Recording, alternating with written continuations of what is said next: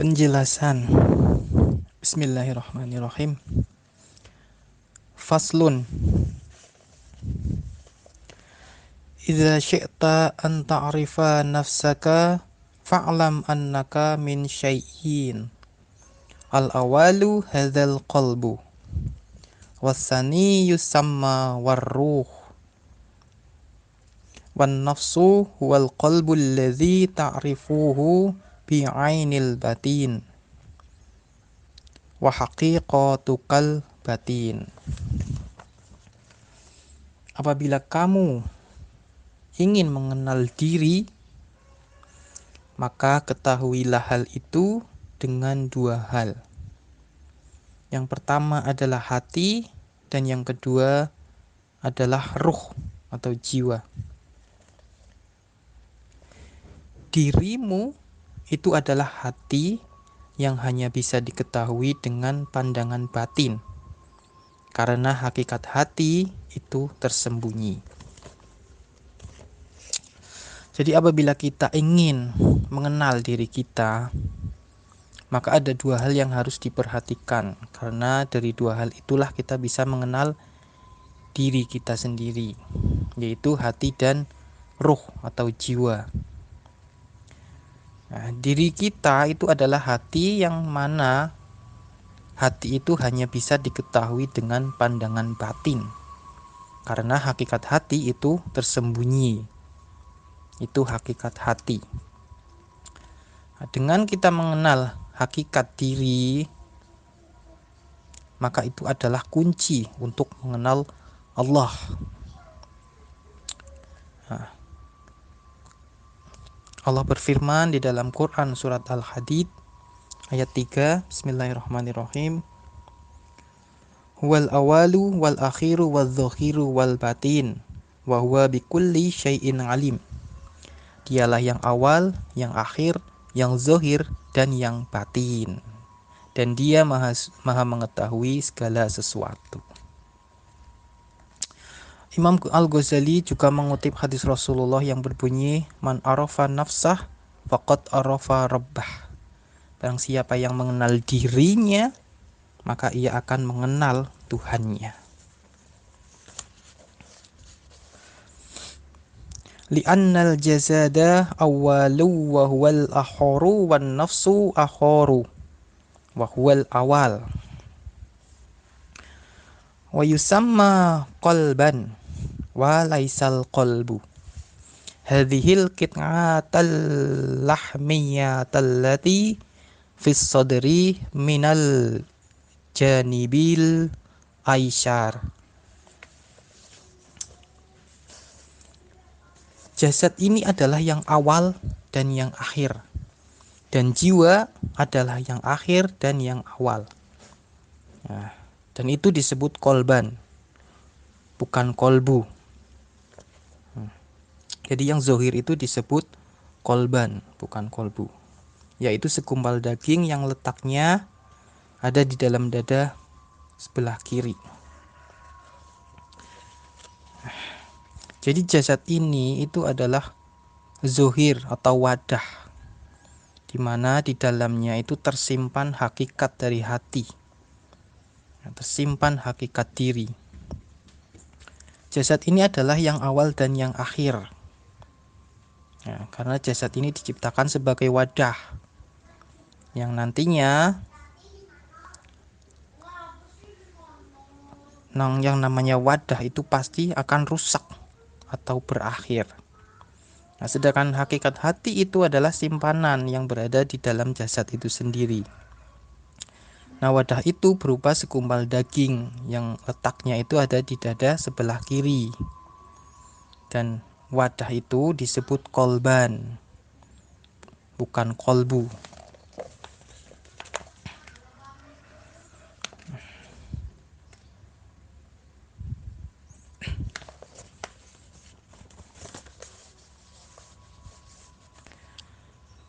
Li'annahu yakunu fid dawabbi wa kullu syai'in tabshiruhu bi'ainil dhahiri fahuwa min hadzal alamil ladzi yusamma alimash syahadah. Wa amma haqiqatul qalbi falaysa min hadza li alimi. Lakinnahu min alimil ghaibi fahuwa fi hadzal alamil gharib.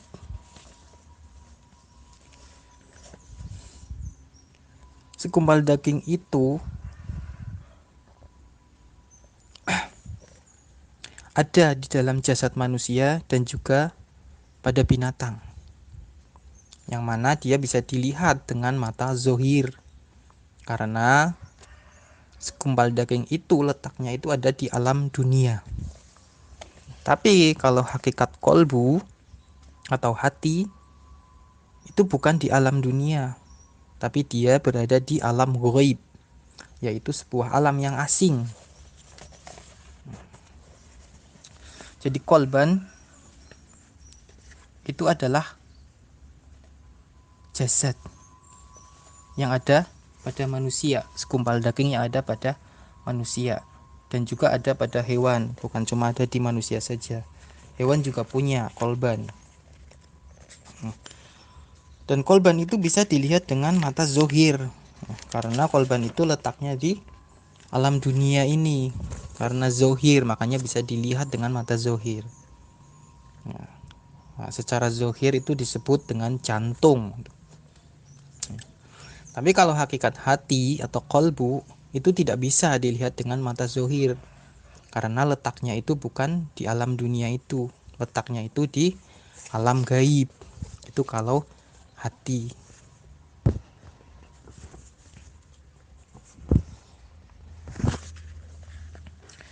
Wa tilkal qit'atul lahmiyatu murakkabah wa kullu a'dha'il jasadi asan kuriha wa huwal malik wa ma'rifatullahi wa musyahadatu jamalil khadarati shifatuh wa taklifi alaihi wal khitabi ma'ah walahu syawabu wa alaihi al-iqab was sa'adatu wasyaqa'u talhaqanihi warruhul hayawani fi kulli syai'in tabi'ahu wa ma'ah.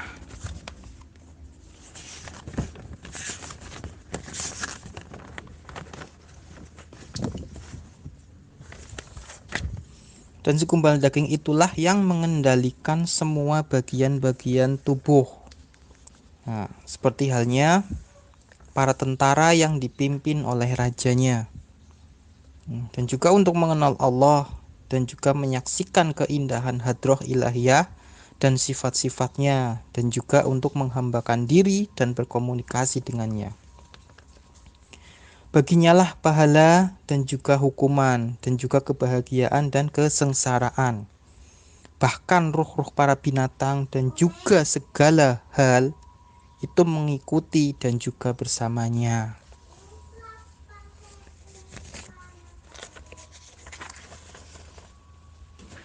Jadi seluruh anggota badan, seluruh anggota jasad ini, zohiriyah ini, itu dipimpin oleh yang namanya kolban atau jantung.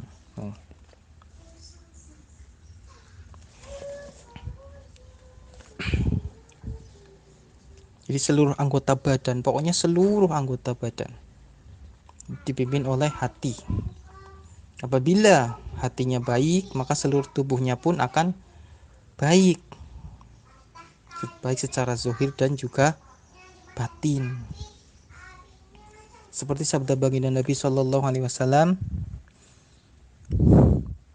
ala wa inna fil jasadi mudghatan idza solihat solahal jasadu kulluhu wa idza fasadat fasadal jasadu kulluhu ala wahiyal qalbu.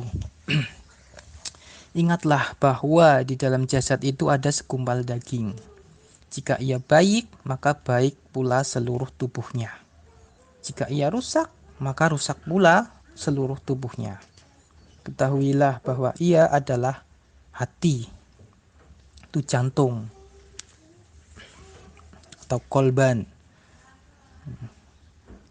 Kalau di dalamnya atau isinya itu kolbu, hati, hakikat hati. Hadis riwayat Bukhari. Jadi jasadnya itu kolban dan isinya itu kolbu, hakikat hati itu isinya.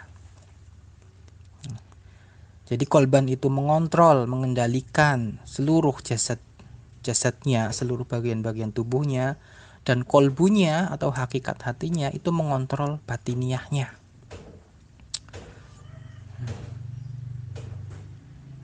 Jadi hati itu untuk menyaksikan apapun, baik yang bersifat zohir itu melalui panca indera, dan kolbunya itu menyaksikan Allah, menyaksikan keindahan-keindahan hadrah ilahiyah, menyaksikan sifat-sifatnya dan juga untuk berkomunikasi dengannya. Nah, kalau Ibnu Rajab Al-Hambali rahimahullah mengisyaratkan bahwa baiknya amalan badan seseorang dan kemampuannya untuk menjauhi keharaman, untuk menjauhi syubhat, itu semua tergantung dari baiknya hati. Nah, kalau para ulama itu di dalam Jami'ul Ulum itu mengatakan hati itu adalah malikul a'dha atau rajanya anggota badan. Nah, sedangkan anggota-anggota badan itu adalah junuduhu atau tentara-tentaranya. Tuh.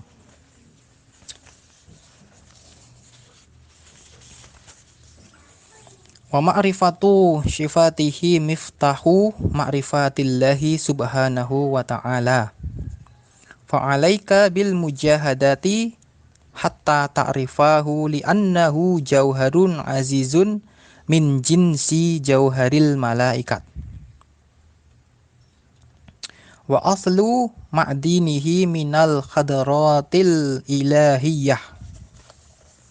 Min dhalikal makani ja'a wa ila dhalikal makani ya'udu.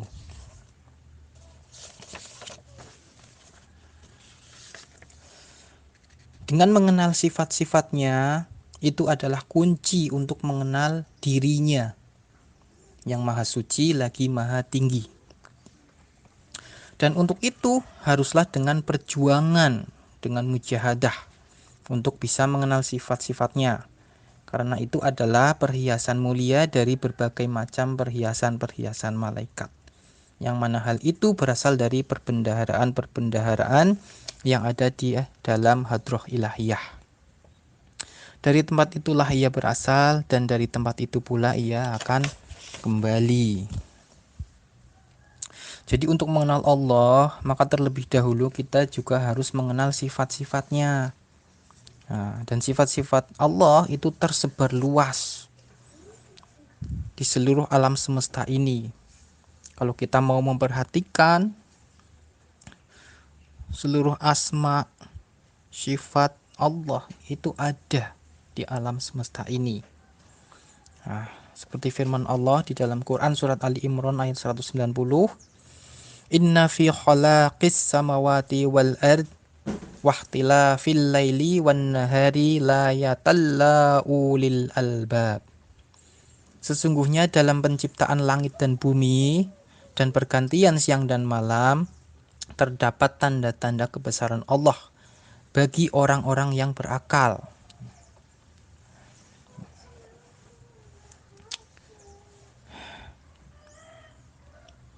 Jadi untuk mengenal sifat-sifat Allah itu memerlukan perjuangan, memerlukan usaha. Nah, bukan hanya duduk diam, bertapa, cari wangsit. Enggak seperti itu. Tapi kita harus bermujahadah, berusaha. Nah,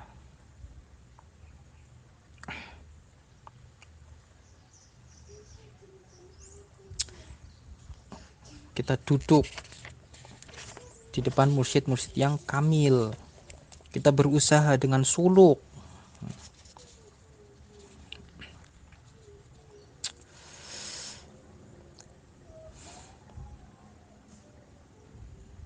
kita riyadhah, kita tafakur. Karena Allah berfirman di dalam Quran surat Al-Ankabut ayat 69, "Walladzina jahadu fina lanahdiyannahum subulan wa innallaha lama'al muhsinin." Dan orang-orang yang bersungguh-sungguh. Nah, bersungguh-sungguh ini yang mau bermujahadah, mau suluk, mau riyadhah, mau tafakur itu. Dan orang-orang yang bersungguh-sungguh untuk mencari keridhaan kami, untuk mencari keridhaan Allah, maka kami akan tunjukkan kepada mereka jalan-jalan kami. Dan sungguh Allah benar-benar beserta orang yang berbuat baik. Ya. Nah, sifat-sifat Allah itu adalah perhiasan-perhiasan malaikat. Yang betapa perhiasan itu sangat-sangat berharga.